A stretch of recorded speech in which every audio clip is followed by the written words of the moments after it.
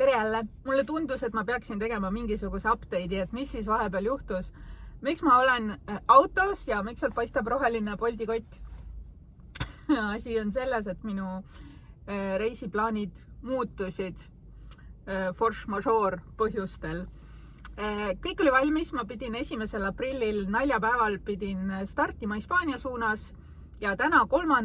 ma arvan, et ma oleks olnud juba kuskil Saksamaa, Prantsusmaa, kuskil sealkandis.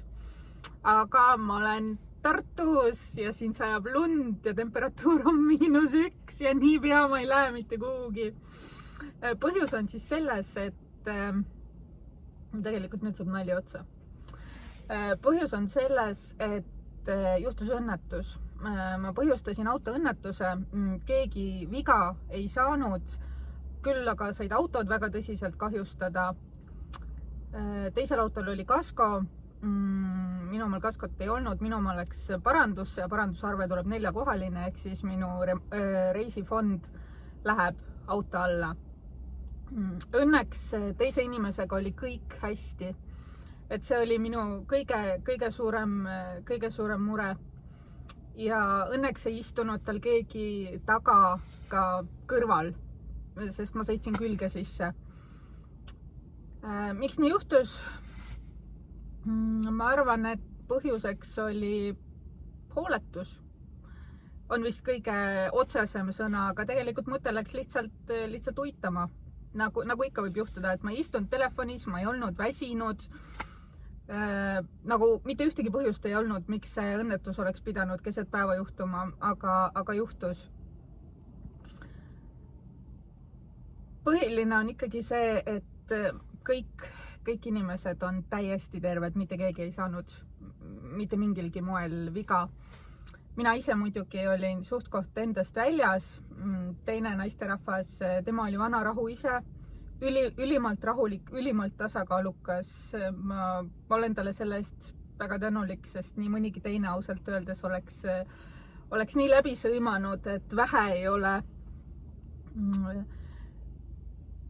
Ja nii see reisiplaan siis läks.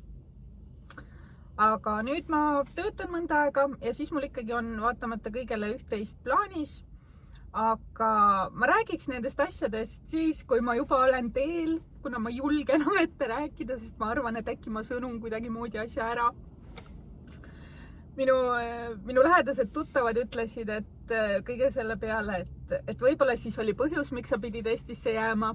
Et kõigepealt kukkusin ma segi oma nii-öelda saba, see annab siiamaani veel tunda, aga enam ma ei pea võtma valuvaigisteid. Et nüüd kohe saab 6 aega täis. Ta läheb vaikselt paremaks, et juba on, ma ütleksin, et suhtkoht hästi. Et juba ma saan sõites toetada selga, ma ei pea enam niiviisi täitsa ees istuma. Aga ta annab ikkagi veel tunda. Kõndida on täiesti okei, aga sõites annab ja istudes, just siukses vales asendis istudes annab tunda ja roolidega olemine on natuke sellele traumale vale asend.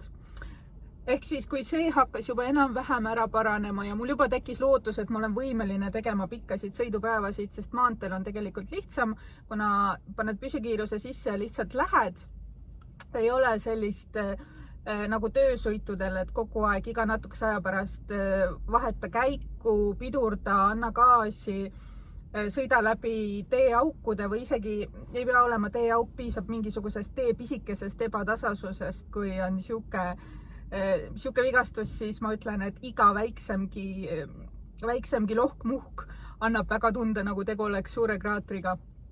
Et kõigepealt juhtus see jama, siis mulle alguses kohe öeldi, et pane vaim valmis, sa ravid seda 2 kuud. Mina ütlesin, mis 2 kuud, et 2 nädalat ja kõik on korras, ma olen läinud siit, aga nüüd tiksub 6 aega täis ja ma arvan, et see umbes sinna kanti nagu lähebki. Ja siis juhtus see õnnetus. Tegelikult mul oli niiviisi, et mul oli olemas ajaaken, et minna 6 aega. Mul oli kokku kogutud raha. Ma olin kõik oma Eesti tegemised niiviisi ära organiseerinud, et ma saan minna, et koer pidi kaasa tulema, kass pidi hoidu minema. Kõik oli hästi. Ja ma hakkasin ise juba mõtlema, et äkki ma lähen isegi 2 päeva varem, kuna kõik on korras ja ma ei pea nagu siia jääma. Aga jah, läks teisiti. Ja siis mu tuttavad ütlesidki, et võib-olla võib-olla universum tahab sulle öelda, et reisi vähem ja püsi Eestis.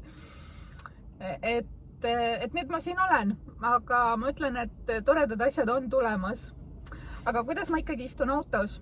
See on ka Volkswagen Golf ja nüüd on mul neid 2 tükki. Üks on siuke hallikas ja teine siis on tumesinine. Tumesinine, mida te näinud olete, on paranduses. Parandatakse auto esimest osa. Et seal tuleb radikas ära vahetada ja siis kõik, mis selle ümber on. Ja see siis on minu uus Volkswagen Golf. Kuna ma tahtsin ikkagi tööd teha, sest ma arvestasin, et kõige selle paranduse, varuosade organiseerimisega läheb aega. Ma ise mõtlesin, et ma olen nii-öelda nagu 2 kuud või mis 2 kuud, 2 nädalat umbes nagu tööd, aga ma oleks tahtnud siiski midagi teha. Ja mulle tundus, et niisama istudes ega see raha kuskilt ei tule. Ja siis ma nagu kalkuleerisin ja mulle tundus, et kui ma ostan omale uue auto, siis ma tegelikult selle pool autoraha juba selle ajaga nagu teenin tagasi.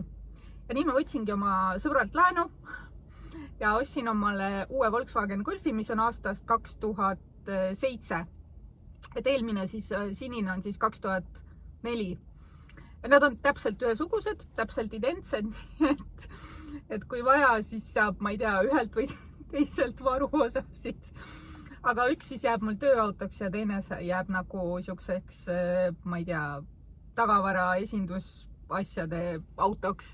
Et see uuem, seda ma üritan siis hoida ja sinisega siis edaspidi teeb tööd ja ka kui vaja, siis ka sõidab ringi ja matkab. Et selline on siis asjade seis. Aga mul on mõned asjad plaanis ja ma ütlen, et kui läheb hästi, siis mai lõpp tuleb väga-väga huvitav ja see tuleb hoopis teise nurga alt. Et kui sa oled siin kanalil praegu, siis ole kindlasti edasi, sest on mida oodata. Ma soovin teile kõigile hästi palju toredaid seiklusi ja olge liikluses hästi hoolsad. Sest isegi siis, kui sa arvad, et sul on peatee, siis võib tulla mingi idioot, kes arvab, et ei ole nii. Et no tegelikult ma ei arvanud, tegelikult mõte oli lihtsalt kuskil, ma ei tea, kus kohas.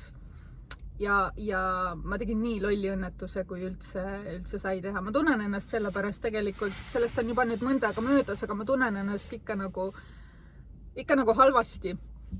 Ja ennekõike mul tiksub peas see, et selle teise inimesega oleks võinud midagi juhtuda. Midagi nagu päriselt juhtuda. Et oleks võinud minna nii, et teine inimene on vigane tänu minule. Ja nüüd ka, kui ma teen töösõite, siis ütleme nii, et ma peatun, vaatan igale poole ja siis sõidan edasi, et see ikka, noh, ehmatas päris korralikult ära. Aga olge hoolsad, hästi mõnusad kevadet ja küll see lumi ka ükskord ära sulab. Praegu siin jätkuvalt sajab lumehelbekesi, aga noh, ma loodan, et kunagi tuleb kevad ka. Kui mitte enne, siis mais ikka tuleb. Peab tulema. Olge mõnusad.